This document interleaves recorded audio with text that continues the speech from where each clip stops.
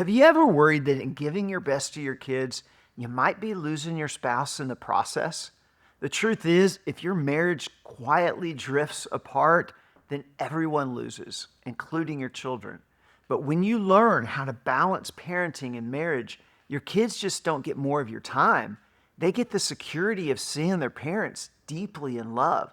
So coming up in this video, you're going to discover it is actually possible to still invest in your marriage relationship when raising your kids. And then how do you practically balance being a good parent and a great spouse without feeling pulled in two directions? And finally, what will this mean for your kids? Will they feel left out, or will they feel resentful? Or could this actually be the best gift you ever give them? So my mom used to tell us, the greatest thing I can do for you boys is to love your dad. I heard that constantly growing up. And guess what? My parents raised 4 boys and have been married for 64 years. And let me tell you this, I don't know any teenager who was more involved in extracurricular activities than I was. But even with busy schedules, they made their marriage a priority. It can be done. So think about when you get on a plane. What do the flight attendants say every time you board? Put on your own oxygen mask before helping your children. So at first this may sound backwards.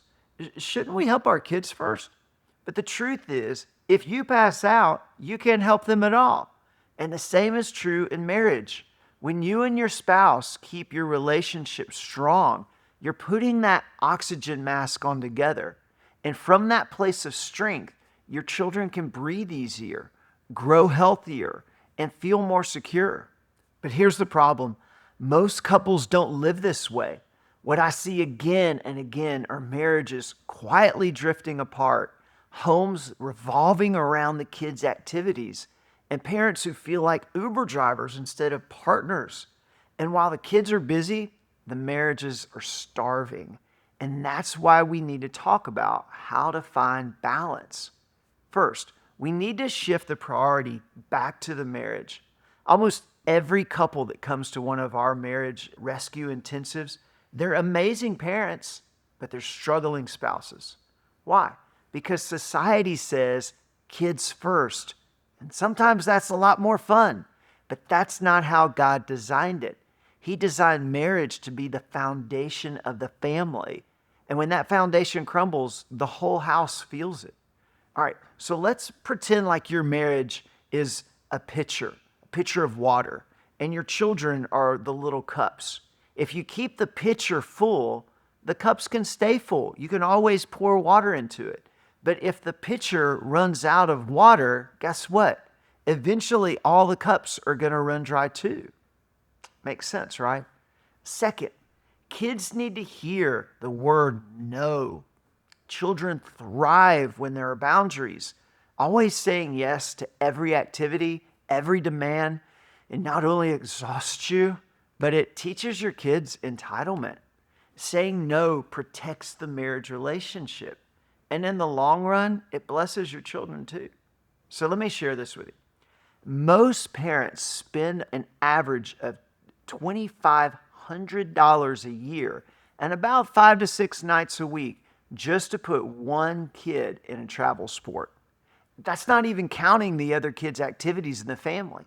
While it's great for kids to play sports, mine do, don't buy into the lie that it has to run your calendar and drain your bank account. If there aren't family and financially friendly options, you should probably just say no. You're the parent. You can do that. Third, a connected marriage creates stronger kids. Here's the truth. When parents are disconnected, children carry stress they were never designed to hold. They may not say it, they may not even realize it, but I guarantee you, they feel it. A healthy marriage creates emotional security for the children.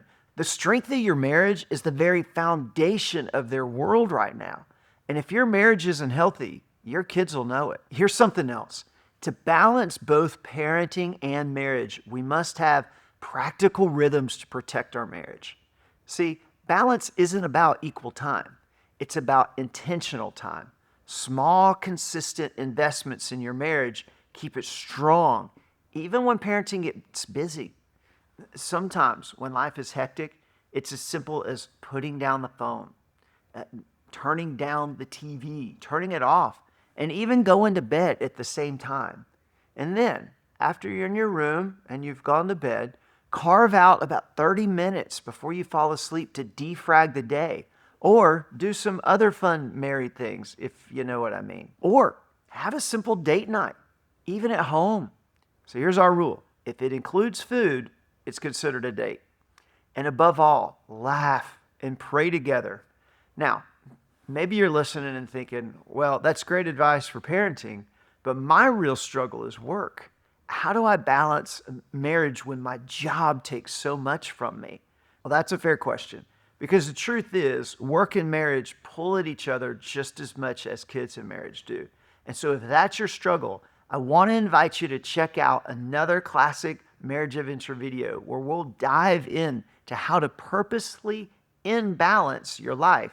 Because sometimes the healthiest thing you can do isn't chasing balance everywhere, but it's learning where to lean in and where to let go. So click right here to watch Imbalancing Home and Work and keep building that kind of marriage and family that lasts.